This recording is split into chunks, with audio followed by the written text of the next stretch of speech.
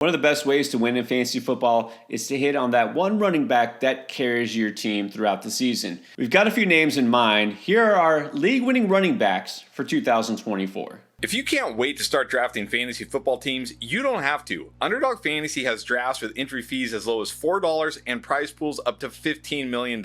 And of course, their flagship Best Ball Mania 5, where someone will win over $1 million.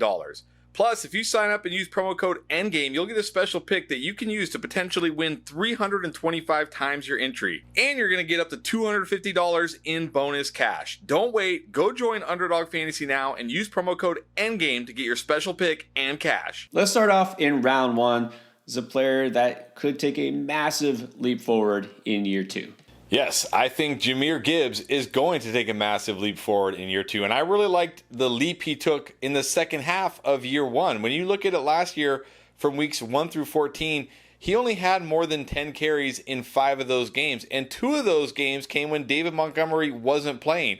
So that means from weeks 1 through 14, he only had double-digit carries with David Montgomery in 3 games. But then what did we see after that? Including the NFL playoffs, he had double-digit carries in 6 games, and those were all with David Montgomery. The coaching staff got his trust on the early downs. He wasn't just a change of pace guy like we saw early in the season. And this is a guy who checks a lot of boxes when you're talking about a league-winning running back. He's in a great offense with the Detroit Lions. He's behind one of the best offensive lines. He's an explosive runner. This guy can hit a home run on any given play, and he's a great pass catcher. Last year ranked 8th in targets, had over 50 receptions, and he barely played 60% of the snaps last year. I think we see him play over 60% of the snaps this year.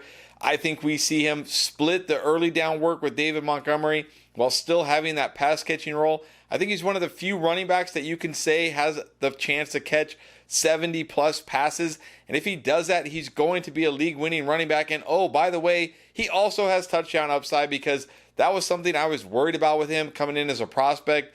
Undersized, didn't get a lot of goal line work in college. But last year, he had the 15th most red zone touches of any running back. So going into year two, I think he has the trust of his coaching staff. I think he gets more involved.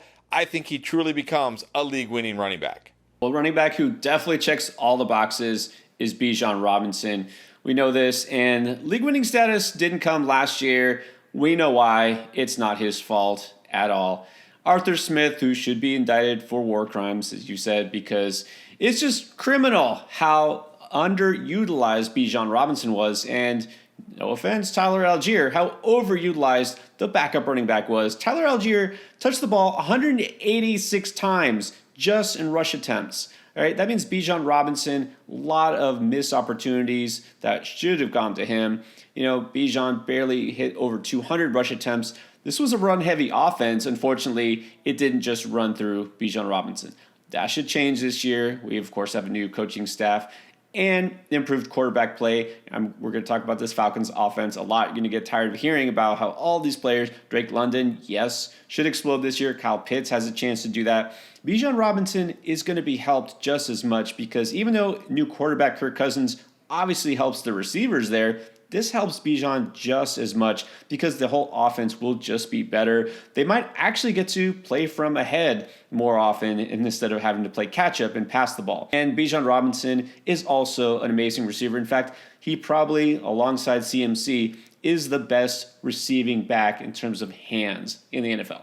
Now, you do have to draft Bijan in the first round, but honestly, as a runner, as a receiver, as a do everything back, he is right up there potentially with CMC. This offense may not be San Francisco 49er level offense, but you can get the next best thing. If you don't get the 1.1 and you want a running back who could carry your team single-handedly, to me, it's Bijan Robinson. Now, talk about running backs and good offenses. How about Kansas City? Yeah, I keep talking about Isaiah Pacheco, but I'm going to keep talking about Isaiah Pacheco because for me, he checks every box you're looking for in a potential league-winning running back. In a good offense, Kansas City. And look, last year, Kansas City was not one of the best offenses. In fact, they were kind of middle of the road, which we have never seen with Patrick Mahomes, but they addressed that this offseason. Hollywood Brown, Xavier Worthy, they've added all sorts of speed to this offense to go with Rashee Rice, to go with Travis Kelce. They're going to be one of the best offenses again. Explosive running back? I'd say so. He ran a 4.37 40. We see this guy when he's running, it looks like he's mad at the turf. He's running so hard. This guy's got explosive ability. He was the workhorse running back, had over 70% of the opportunity share last year. Touchdown upside in this offense, definitely. Didn't hit double-digit touchdowns last year. I think he can do it this year because this offense is going to give him more chances to score touchdowns this year. And the one issue, the thing I was worried about with him going into last year, I liked Pacheco, but I didn't think he had the upside of some other guys, was that pass catching. But he caught 44 passes last year. That's not incredible, but you know what? That's more than enough for a guy who can easily score double-digit touchdowns, is an efficient runner, 4.9 yards per carry as a rookie, 4.6 yards per carry last year. One of the best offenses. And this isn't a guy you have to draft in the first round. In fact, you can usually get this guy in the fourth round of your fantasy drafts. I don't understand why. He checks every box. I would be shocked if Isaiah Pacheco, outside of injury, isn't a league winner this year. Well, we should stop being surprised when Derrick Henry does things that defy all the odds. I talked about him as one of my favorite league winners not too long ago. Let's go back to it. Derrick Henry, yes, is going to continue to do Derrick Henry things. Let me just say that every argument you have against him possibly being a league winner, it doesn't matter because those things don't apply to Derrick Henry. He's 30-year-old running back, you know. This is the age where they decline. In fact, 27 is when running backs start to decline. It doesn't matter with Derrick Henry. Oh, well, you know, he's a guy who doesn't really catch a lot of passes. He's not going to be one of the league leaders. It doesn't matter when you run the ball as much as he does and as well as he does, and you're the do everything back, basically.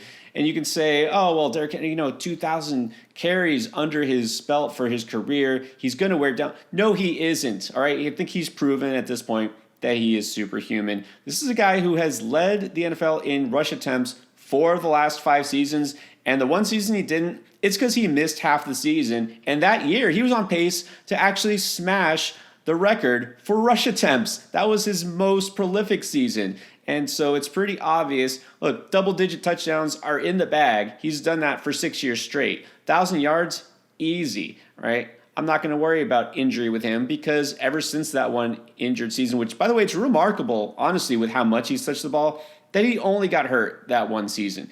Derrick Henry is going to do everything in this Baltimore backfield, which is significantly upgraded over the Tennessee offense that he was in the last several years. Better offensive line, more productive system, better in every single way, and there's no competition. Not like that matters to Derrick Henry either, but really, there's nothing to worry about here with Derrick Henry. It's just an obvious set and forget RB1, and he's not even being drafted in the first 2 rounds. Do you want to win your fantasy league but don't have time to do all the research? Are you tired of drafting mediocre teams and then having to constantly hope you hit it big on the waiver wire just to compete? Do you wish you could have a fantasy expert like Pierre or myself with you while you draft? Well, now you can. With our app Draft Lane and our live draft pilot, we will guide you through every pick of your draft and tell you exactly which players we would pick if we were on the clock. Our proprietary algorithm will take into account your league settings, scoring, and roster requirements to identify the best picks every time you are on the clock to ensure you have a winning team from week 1. It's the closest thing you can get to having us there drafting with you. Get the biggest edge in fantasy football. Just go to your app store and search for Draft Lane and download it today and get ready to dominate your draft. Or how about another big back who should be a workhorse again?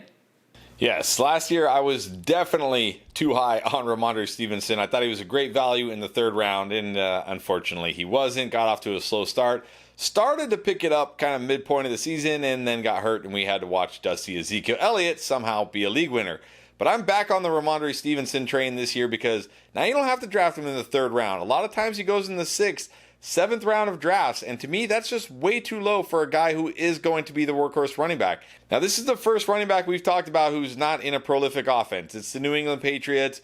It's either going to be Jacoby Brissett, Drake May. Not going to be one of the best offenses, but I don't think you need it to be when you're taking Ramondre this late because he's going to get the volume and he's going to get the pass catching. Let's not forget, 2 years ago, this guy had 69 receptions. Last year, he had 38 in only 12 games. He's a lock for almost 50-plus catches because if it's Jacoby Brissett or if they turn to the rookie Drake May, they're going to check it down plenty to Ramondre Stevenson. I'm not worried about Antonio Gibson here. I think Ramondre Stevenson is going to be the workhorse running back. He's got the potential to get close to 70 receptions again. And in your PPR leagues, almost any running back who gets close to that, who gets 60-plus, 70-plus receptions is going to be a league winner. I don't see why he can't be Rachaad White this year. Last year, Rachaad White, 64 catches, wasn't very efficient, but his offense supported him enough to score enough touchdowns to be a league winner based on where you drafted him. Why couldn't it be Ramondre this year in an offense that can support him enough to be a league winner where you're drafting him? All right, I know when talking about Derrick Henry, I mentioned that Tennessee offense being subpar, which it was clearly, but this year's different. So I'm going to talk about another Tennessee running back. Look, when Derrick Henry did leave to go to Baltimore, I was all over Tyjae Spears. And then they went and they signed Tony Pollard. All right, that throws a lot of cold water on the Tyjae Spears hype. But now, circling back to it, I'm buying back into Tyjae Spears, although I realize he's definitely not going to be a bell cow back. He's going to be splitting time. Maybe it's 50-50. But maybe Spears starts to take over because I really think he's not only a better running back at this point, but the superior fit in this new offense. Let me explain that. Now, first of all, as far as Pollard goes, maybe he's used, about as much as Spears. These guys have kind of similar skill sets, which is kind of weird that they got him. But Tony Pollard wasn't that good last year, despite having every opportunity in the world in Dallas in a really good offense. So why would we think that he all of a sudden is going to be the lead back here in Tennessee? Spears is more familiar with that organization. But anyways, this is a new offense. Brian Callahan comes over from Cincinnati. And according to Scott Barrett from Fantasy Points, he makes some excellent points here on why Spears could thrive. In fact, he says Spears might be the perfect RB for Brian Callahan rushing scheme. They ran a lot of shotgun, third most in Cincinnati.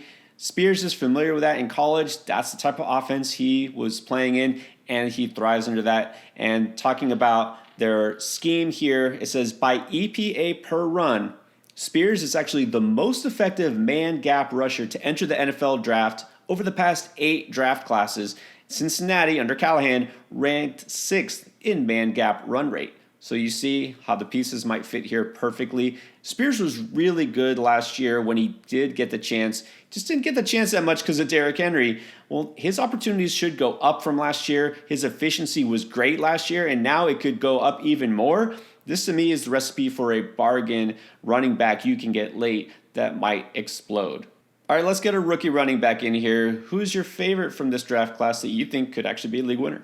I think Jonathan Brooks can be a league winner if you're patient with him. I don't expect Jonathan Brooks to do a lot early on in the season. Remember, he's coming off that ACL injury. You got Chuba Hubbard there. You got Miles Sanders there. Dave Canales, the new head coach, saying it's going to be a competition, but I think we saw this competition last year and Miles Sanders lost. But I do think Chuba Hubbard is going to start the season as the number 1 running back. But look, he's nothing special. Jonathan Brooks, he is something special. Now, he's not on the Bijan Robinson level special, but he's still a very good prospect. He's got speed. He's a great pass-catching running back. He's got good vision, good burst, everything you want in an NFL caliber running back. And I really think once he gets healthy and gets acclimated to the NFL, the Panthers are just going to make him their number 1 running back. It could be after the bye week. We see this a lot of times. That rookie post-bye bump where a team goes into the bye week, figures out, okay, we need to get the rookie more involved, and they come out of the bye, and suddenly he's the guy. I think that's what we're going to see with Jonathan Brooks this year. And I also think the Carolina Panthers are going to surprise a lot of people with how good they are. Remember last year, we didn't think Tampa Bay would be anything on offense. They were pretty good because of Dave Canales. 2 years ago with Geno Smith, we thought, Seattle, no Russell Wilson, Geno Smith, they're going to be a terrible offense. They were also pretty good because of Dave Canales. He can get the most out of Bryce Young. He can get the most out of this offense. So Jonathan Brooks, no, he's not going to be a guy who's going to come out of the gate strong and help your team from week 1. But if you draft him and you hold him and you stay patient, he's going to help you when it matters most. And that's at the end of the season in your fantasy playoffs. I really think he could be this year's league-winning rookie. Now, last year, one of my favorite late-round running backs who I thought could be a league winner was Brian Robinson in Washington. And now they went out and added Austin Eckler. But you know what? I'm not worried. In fact, I like the fact that now Brian Robinson is still being undervalued, maybe even more so relative to last year. Now, here's the thing with B-Rob versus Austin Eckler. It might be a 1A, 1B type of situation, but for the most part, Brian Robinson's getting more touches. And I don't think people understand that Austin Eckler is not only not exactly what he used to be. We saw signs of the wear and tear last year. I don't think this is just a one-off injury type of deal. But also, Brian Robinson is clearly going to be the early down back, and they're really not going to pass the ball as much to the running back as we think. Cliff Kingsbury, offensive coordinator now in Washington, taking over for Eric Bieniemy. He's a guy who is known to design efficient offenses. Not so great as a head coach, right? But he was actually a good OC back in the day. I think he can develop a pretty good offense and running game. But he doesn't like to throw the ball to running backs as much as you would think. In fact, his offense is rarely ranked in the bottom 12 in target rate to running backs in his days as a coordinator. So this is going to be a situation where there's going to be a lot more early down work for running backs. And Brian Robinson also is clearly going to be the goal line back. In fact, last year, he was top 15 among all running backs on rushing rate inside the 5-yard line. That's called the money zone. That's where the touchdowns happen. We know this offense definitely will be better than it was before under new coaching staff, under a new quarterback in Jayden Daniels. That helps the running game. I feel like he's going to be a bargain again in drafts because people are overlooking him, and he could be a solid RB2 all year long at a bargain price. You know, the late rounds, that's where the money is made. That's where you get your potential league winners. Who you have in mind? I got a running back in Dallas. Nope. Not Ezekiel Elliott, it's Rico Dowdle. Look, I'm not the biggest Rico Dowdle guy, but I'm starting to come around on Rico Dowdle the more I think about it, because Ezekiel Elliott, I know this is the guy everybody wants to draft. This is the guy everybody thinks is going to be the RB1 in Dallas. And look, maybe Dallas thinks Ezekiel Elliott is going to be the RB1, but I don't think so. Ezekiel Elliott was absolutely terrible last year. 3.5 yards per carry. 6.1 yards per reception. And let's not forget, this is the Ezekiel Elliott that the Cowboys gave up on 2 years ago. But even when you look at the underlying metrics, 51st in yards per touch, 42nd in juke rate, 31st in evaded tackles. He had one breakaway run last year. That was 71st among all running backs. And if you don't know what a breakaway run is, it's a run over 15 yards. He did it one time all year. This guy is the definition of 3 yards and a cloud of dust. That is it. Now, Rico Dowdle isn't a burner. He ran a 4.5 40, so he's not like terribly slow, but he's not terribly fast. But he was good in limited spots last year, and he was also good in the passing game. 8.5 yards per reception last year. Tony Pollard, only 5.7 yards per reception on 55 catches. And he's in one of the best offenses in Dallas, and he has no competition outside of Zeke. I really think as training camp goes on, as we get closer to the season, we're going to start hearing rumblings like, hey, Rico Dowdle looks significantly better than Ezekiel Elliott. Hey, the Cowboys plan on making Rico Dowdle the starter and Ezekiel Elliott just a short yardage guy. And when that happens, his ADP is going to skyrocket. Right now, he's completely free in fantasy drafts. He's probably a guy in your home leagues or whatever you won't even have to draft. You can get him off the waiver wire. But I really think Rico Dowdle is going to be the RB1 in Dallas. And even if he's just almost as good as Tony Pollard was last year, who was a bust because you drafted him in the second round, where Rico Dowdle is going, which is basically undrafted, that is going to be a league winner. Now, you knew we couldn't do a league-winning running back video without me talking about Zamir White, right? Look, I'm going to continue to bang the drum for him, tell you, if you liked Josh Jacobs, you're going to love Zamir White. Now, here's the thing. They're similar backs. I don't think that Zamir White is quite as good as a receiver out of the backfield. I also think it doesn't matter, all right, because he's going to get all the touches here. He's going to be used just like Josh Jacobs was used. And we know, once again, the number one predictor for fantasy production in terms of running back is just touches. That's it. You touch the ball a lot, you're going to score fantasy points. And that's what Zamir White is going to do. Antonio Pierce is going to want to run the ball, and he's going to have to run the ball. This is an offense that still doesn't really know who the quarterback is. We definitely don't know who the quarterback of the future is. For the time being, it's going to be either Aiden O'Connell or Gardner Minshew. Maybe it's not going to be a great offense. Okay, look, it's not going to be a very good offense. Let's just face it. It's not going to be one of the best offenses in the league, but it's going to be a very prolific rushing offense because of that. This is a team that's going to want to establish the run. They're going to protect that defense. They're not going to rely on their quarterback. That means a lot of touches for Zamir White. Like everything you said about Ramondre Stevenson earlier, almost all of that exactly applies to Zamir White. Very similar situation. Not a great offense, but the running back will get a ton of usage. Maybe a few less receptions for White as opposed to Ramondre, but still, he's going to be used a ton. We saw what happened last year over his last 4 games where he was actually the starter and he was used a lot.